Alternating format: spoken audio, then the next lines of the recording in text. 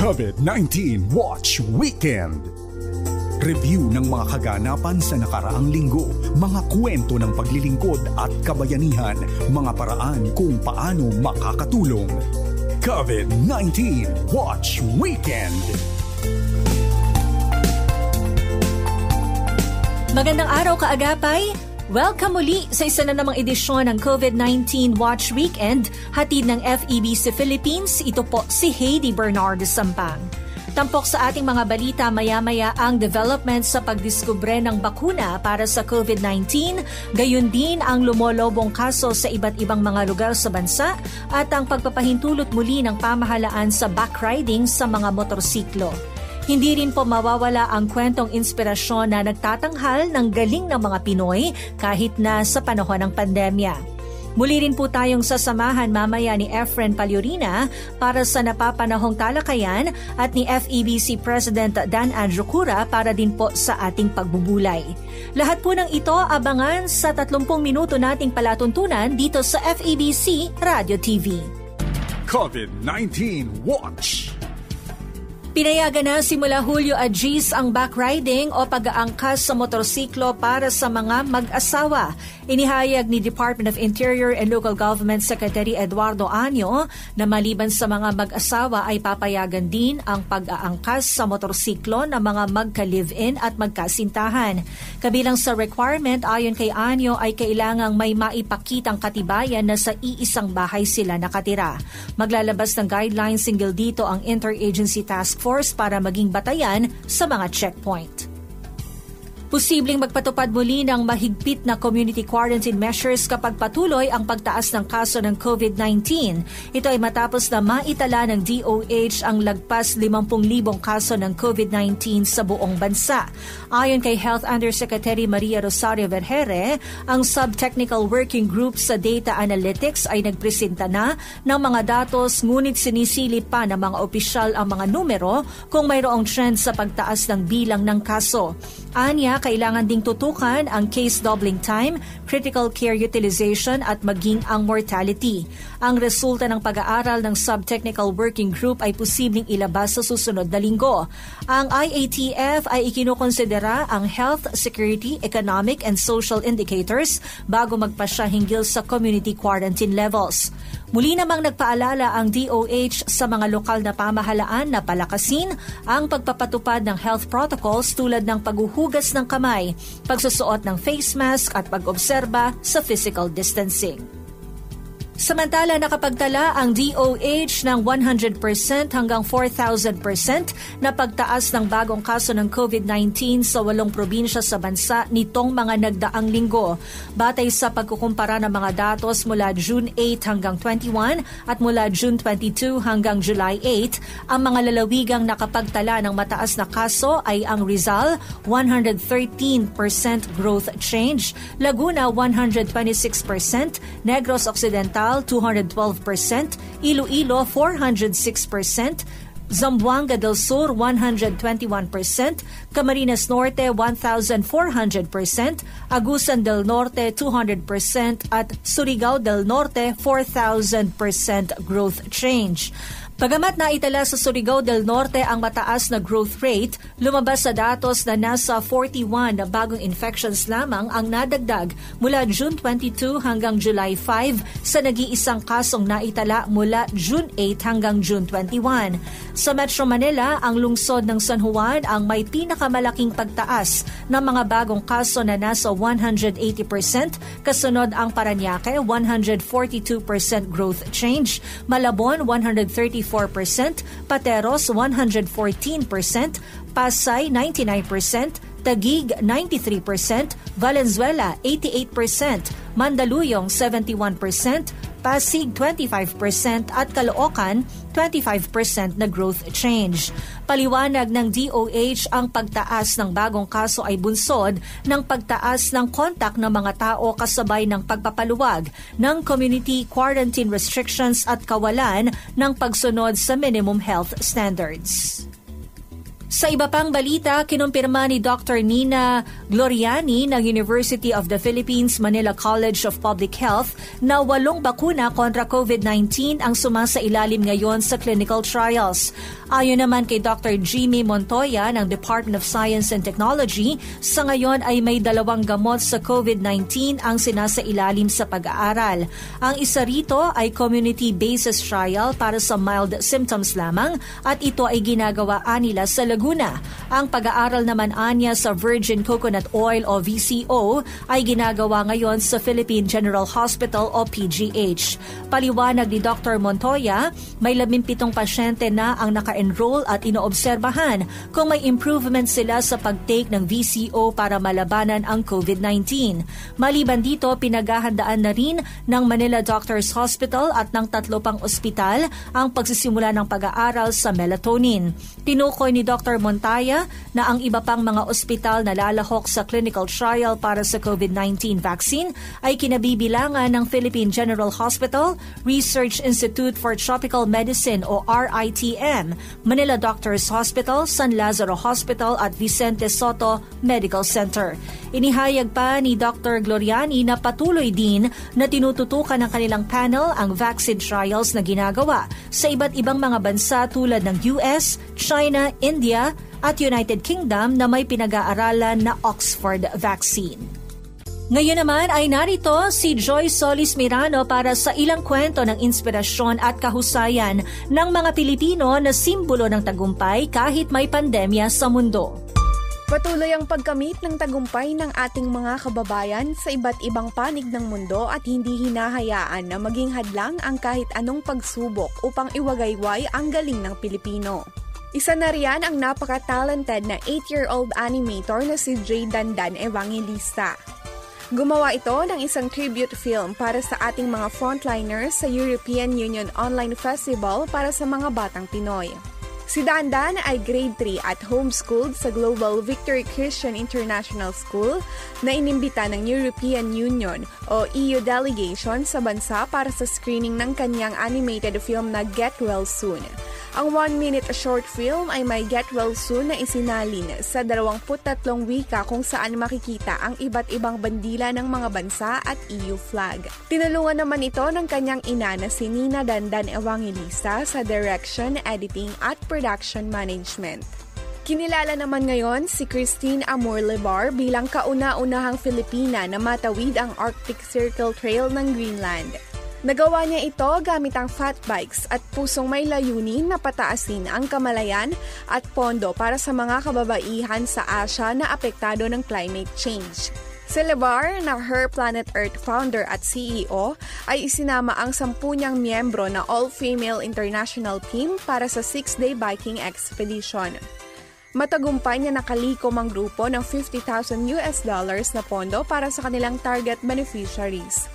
Ibibigay ito sa United Nations Women United Kingdom na ang mga programa ay upang suportahan ang economic empowerment ng mga kababaihan sa liblib na lugar ng Asia, partikular na sa Vietnam, Bangladesh at Nepal. Hindi naman nagpahuli ang Pinoy folk dance group sa California sa Estados Unidos na magkaroon ng kolaborasyon upang magturo ng Filipino folk dances online ng libre. Ang nasabing virtual workshop ay kasabay din ng layunin ng pagdiriwang ng 122nd Philippine Independence Day. Tinawag ang proyekto na We Worldwide Dance Kapwa Conference Series. Kasama sa nagturo ang Parangal Dance Company, Malaya Filipino-American Dance Arts, Barangay Dance Company, Samahang Filipino-American Performing Arts and Education Center, Kayamanan ng Lahi at Pasakat Philippine Performing Arts Company. Ilan sa mga itinuro sa online series ang Pangalay mula sa Southern Philippines, Pamansak ng Yakan sa Basilan, Jota Manilena, Kaganat sa Darangan, Manmanok at Kedurayao Kinogon. Para sa balitang inspirasyon ngayong COVID-19 Watch Weekend, ako po si Joy Solis.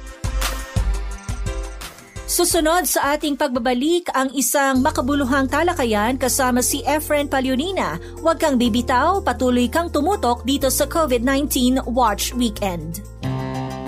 As we wage this battle against COVID-19, we must also wage a relentless battle against fake news, fake accounts, and fake posts.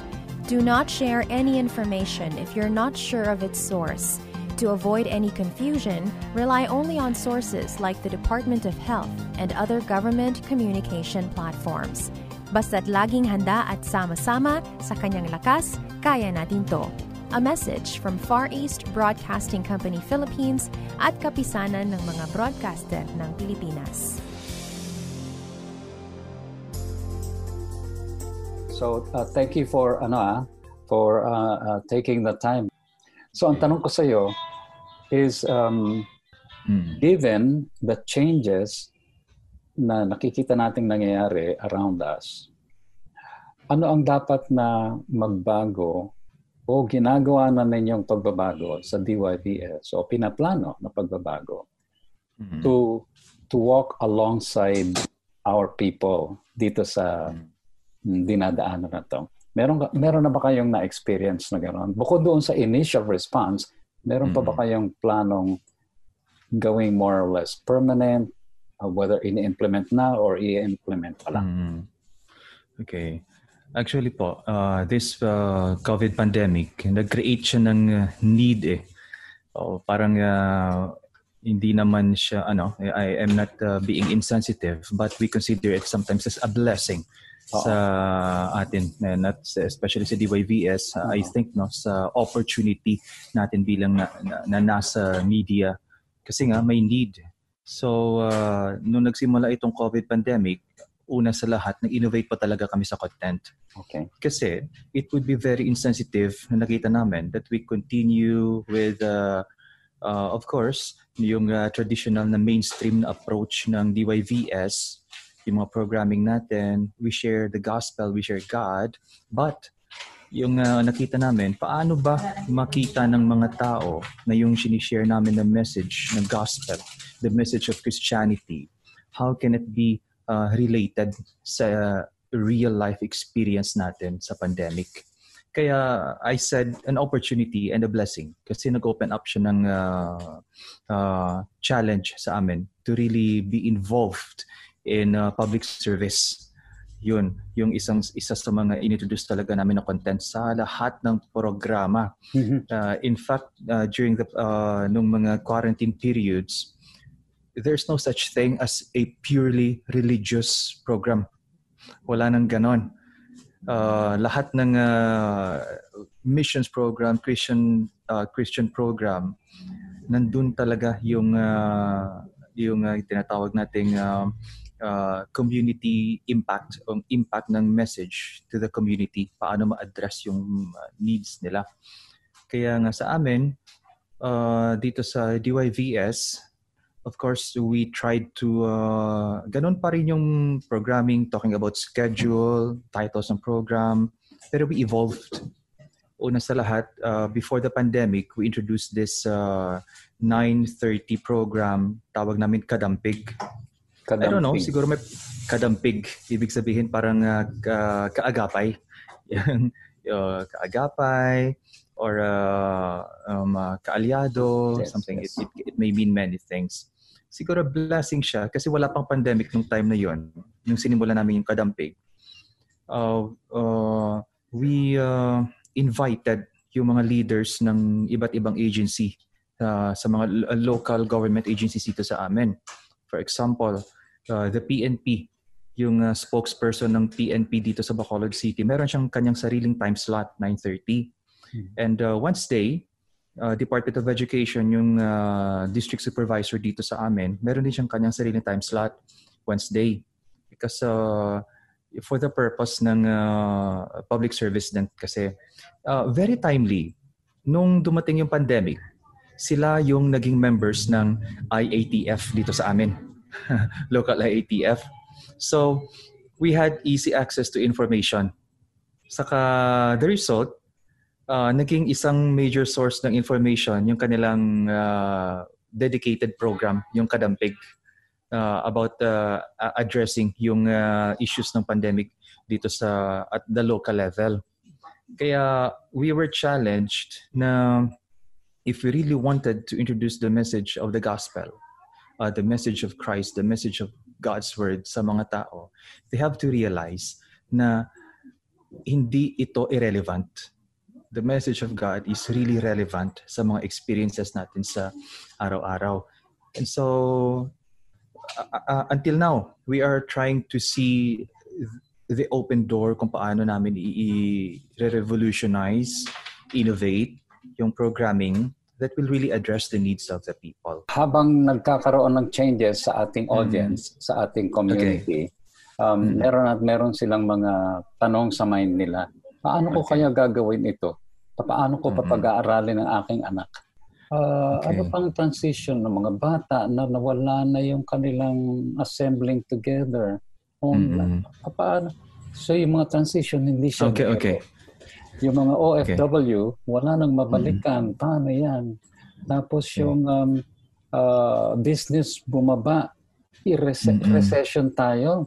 Hindi ito pwedeng bumangon in 1 month or 2 months.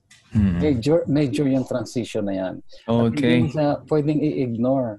So yung mga transitions are staring us in the eyes. Okay. Talagang kailangan kailangan sabayan natin yung ating mga kababayan dito sa transition na ito. How do we help them? Some transitions we don't consider as transitions, but alternatives. Kahit na sa normal, kahit na hindi natin tawagin new normal, if ever, kahit na may vaccine ng ma-invent, na yung what we introduce here at DYVS talaga, positively, is that pwede naman pala kahit na walang virus, na ganito yung buhay natin. Kahit na walang coronavirus, we can make life easier by staying at home. Pwede naman pala mag-work from home. Kung hindi pa nagka-pandemic, hindi pa naman na-explore yung remote offices or mga remote tools na ito. No? So, blessing in disguise yung pandemic. Saka dito sa Bacolod City, isa talaga sa business na nag-boom dito, yung online selling.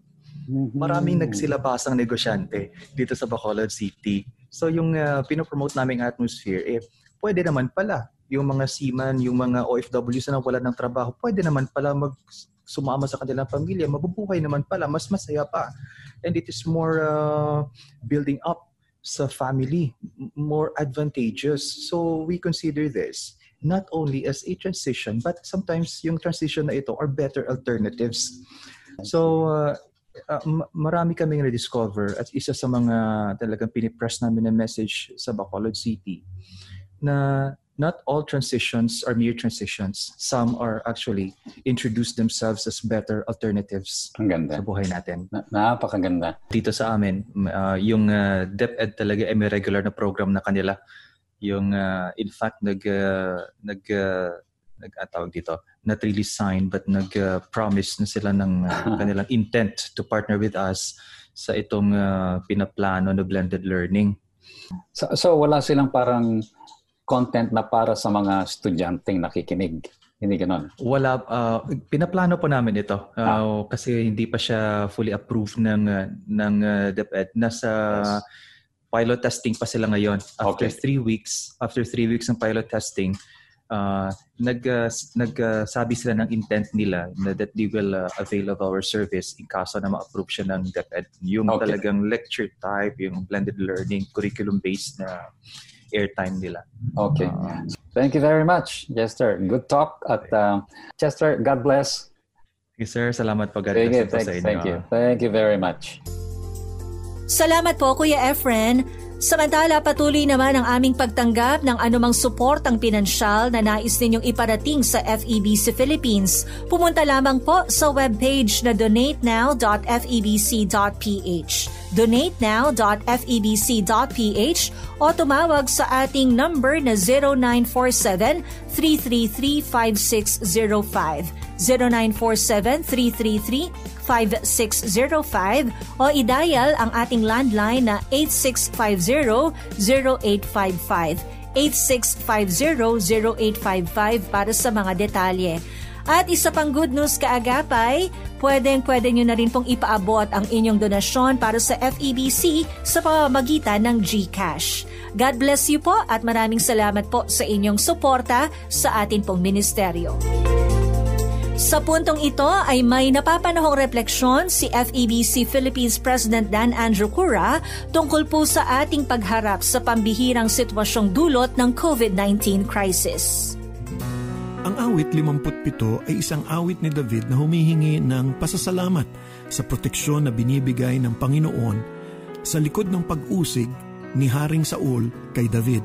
Ito'y matutunghayan sa unang Samuel, kabanatang 22 hanggang 24. May mga bahagi itong awit na ito at nagbibigay sa atin ng kalakasan ng loob. Una, ito'y pagtitiwala sa iisang Diyos. Inilarawan ni David ang kanyang paglapit sa Panginoon tulad ng paglapit ng mga sisiw sa kanilang ina na tinatakpan ng kanyang mga pakpak. Nagpapasakop sila sa proteksyon ng kanilang ina. At gayon din ang ginawa ni David, nagpasakop siya sa proteksyon ng kanyang ama sa langit. Ang pinagtitiwalaan lang niya ay ang Diyos mismo. Kaya't kanyang nabanggit ang mga katagang, "Maawa ka sa akin, O Diyos, sa akin ay maawa ka, sapagkat nanganganlong sa iyo ang aking kaluluwa." Ito'y pagpapakita na hindi sa ating kakayanan, ngunit sa kakayanan ng Diyos tayo magpapasakop. Pangalawa, tayo'y nanganganlong sa ating Panginoon at hindi sa ating mga kagalingan. Si David ay nagtago sa kuweba, ngunit ang kanyang proteksyon ay hindi lang yung kuweba, higit pa roon, ang kanyang proteksyon ay ang Diyos. Pangalawa, sa mga talatang 1 hanggang 3, ay ito'y animong panalangin. Panalangin ng pagtitiwala sa Diyos. Kaya't ang sigaw ni David ay, "Sa Diyos na kataas-taasan ako'y dumaraing, sa Diyos na nagsasagawa ng lahat ng mga bagay sa akin. Siya'y magsusugo mula sa langit at ako'y ililigtas. Ilalagay niya sa kahihiyan, ang sa akin ay yumuyurak." Ang dalangin ay pagpapakita ng tiwala. At ang awit na ito ay unang-una ng isang panalangin. Panalangin na nagpapakita na tayo'y walang kakayanan at ang pangunahing lakas ay nanggagaling sa ating Panginoon. Ang panalangin ay nagpapakita na, "Panginoon, sa iyo ako lumalapit at kayo ang aking kalakasan." Pangatlo, ang awit na ito ay nagpapakita ng tiwala sa Diyos na higit na mas malaki sa ating problema. Ito'y makikita natin sa mga talatang 4 hanggang 6. "Ang aking kaluluwa ay nasa gitna ng mga leon. Ako'y nahihiga sa gitna ng mga taong bumubuga ng apoy. Ang mga anak ng tao na ang ngipin ay sibat at pana at matalas na mga tabak ang kanilang dila. Mabunyi ka, O Diyos, sa itaas ng mga langit, ikaw naging dakila. Ang iyong kaluwalhatian naway mapasabuong lupa. Naglagay sila ng silo para sa aking mga hakbang, ang aking kaluluwa ay nakayuko." Ipinahayag ni David ang kalakihan ng kanyang problema sa mabulaklak na mga salita. Ito'y nagpapakita lamang ng kanyang tunay na takot sa nahaharap sa kanya. Ngunit tayo'y napapaalalahanan sa kanyang mga sinabi sapagkat sa gitna noon siya pa rin ay nakapagbukang bibig na maluwalhati ang Diyos sa gitna ng lahat. Naalala natin si Moises na nagpadala ng mga tao sa Kanaan upang tiktikan ang lugar na iyon.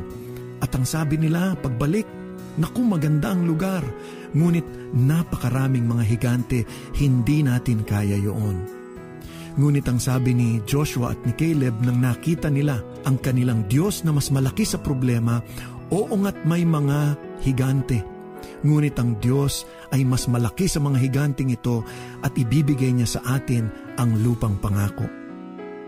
Nakita ni David na mas malaki ang ating Diyos sa kanyang mga problema. Pagdating sa talatang 7, ito ay dapat nating tunghayan ng pansin sapagkat ito ay nagbibigay ng tatak ng taong nagtitiwala kay Hesukristo, ang pagiging matatag. Ang sabi niya sa talatang 7, "Ang aking puso ay matatag, O Diyos, ang aking puso ay matatag. Ako'y aawit, oo, ako'y aawit ng mga papuri." Sa gitna ng pag-usig ni Haring Saul kay David, ang puso ni David ay matatag sa ating Panginoon. Maging madilim man ang kanyang hinaharap, siya'y nagtiwala sa Diyos na siyang may hawak ng lahat at sa huli, siya'y ililigtas. Ang taong nagtitiwala at naniniwala sa Diyos ay dapat may katatagan ng pananampalataya sa Kanya. Kapag nagsalita na ang ating pamahalaan ng mga patungkol sa pandemya at tayo'y nagkakaroon ng agam-agam, huwag tayong magtitiwala lamang sa kanilang sinasabi, bagkus tayo'y magtiwala sa kakayanan ng Diyos at pagtiwalaan natin ang Kanyang mga plano.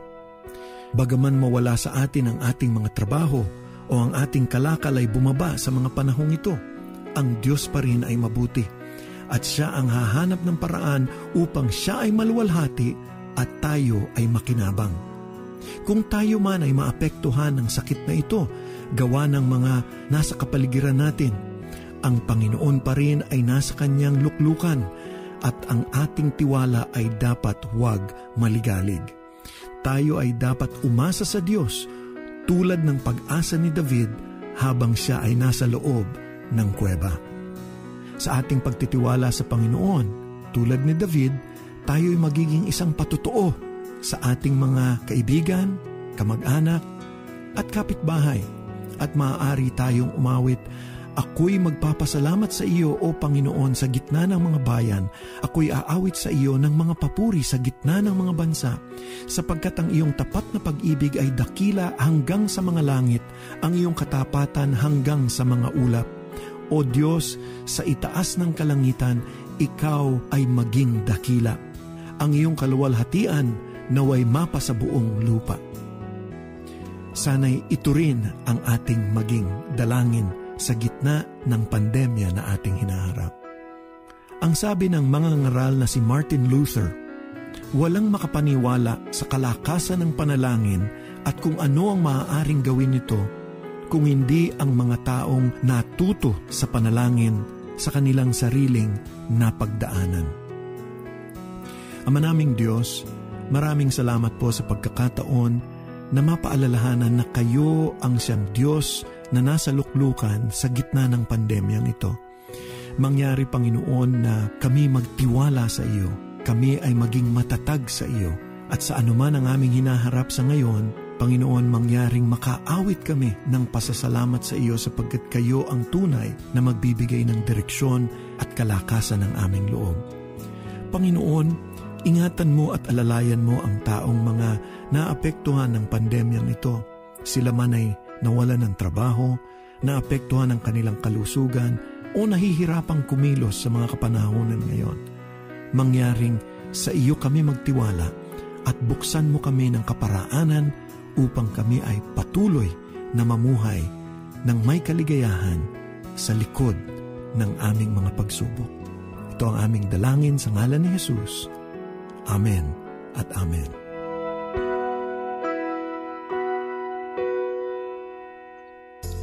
At dito po nagtatapos ang COVID-19 Watch Weekend. Hanggang sa susunod na Sabado, tayo po ay magkarinigan, same time, same station, dito po sa inyong FEBC Radio TV.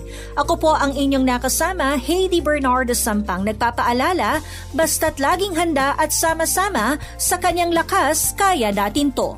Para sa karagdagang impormasyon tungkol sa mga balita, kwento at panawagan na inyong natunghayan, mag-message sa Facebook page ng FEBC Radio o tumawag sa 8654-1234. Ang COVID-19 Watch Weekend ay isang special limited series mula sa FEBC Philippines.